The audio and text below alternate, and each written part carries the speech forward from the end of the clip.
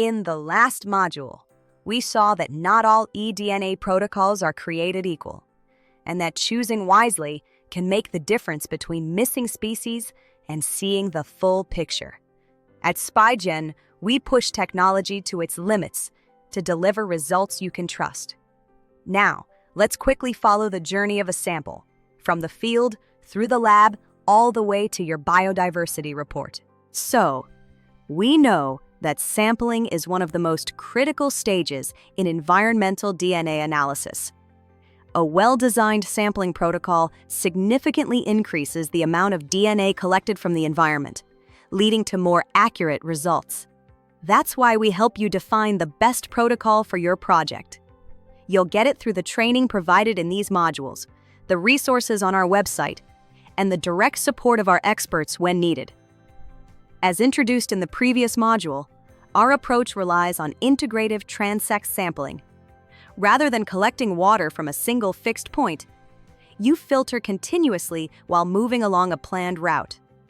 This allows you to capture DNA from multiple microhabitats, substrates, vegetation zones, and water masses. But the volume of water filtered also plays a key role. Filtering larger volumes ensures more comprehensive coverage of the transect and its microhabitats, and increases the likelihood of collecting sufficient DNA to reliably detect rare or low-abundance species.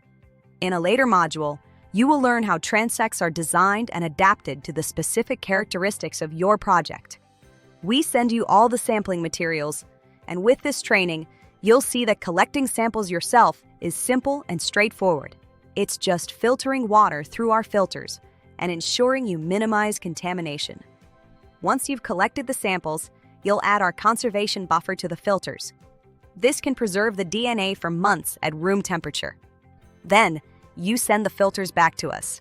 In our labs, we begin by extracting DNA from your filters. This process isolates pure DNA by breaking open cells and washing away sediment, salts, and organic matter. Then, we come to two important steps you should remember from the previous module. First, amplification. To detect your target groups, the DNA has to be amplified. For this, we use high-performance primers covering a wide range of species. You can check our website for the full list of biological groups and organisms we can detect. In this process, we run 12 PCR replicates. That means your DNA is amplified in 12 independent subsamples. This boosts detection rates. Remember, more replicates mean higher detection probability. Next, sequencing. Here we read the amplified DNA. In other words, we decode the genetic information. As you saw earlier, sequencing depth drives detection power. And the principle is simple. The more DNA strands you read, the greater your chances of detecting rare or low-abundance species. And at SpyGen, we use a high sequencing depth, 5 to 10 times higher than basic protocols, so we can detect more species, including the rarest ones. Finally, the sequences from the lab are matched against the reference database. This step connects each DNA code to the species name. We rely on a combination of publicly available reference databases and SpyGen's proprietary database.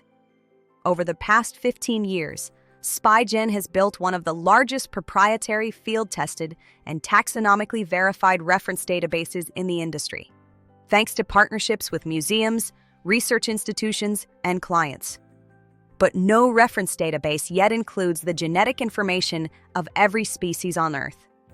If a species is missing, we can work with you to obtain a small tissue sample and add it to the database. A complete and well-curated database is essential for accurate results.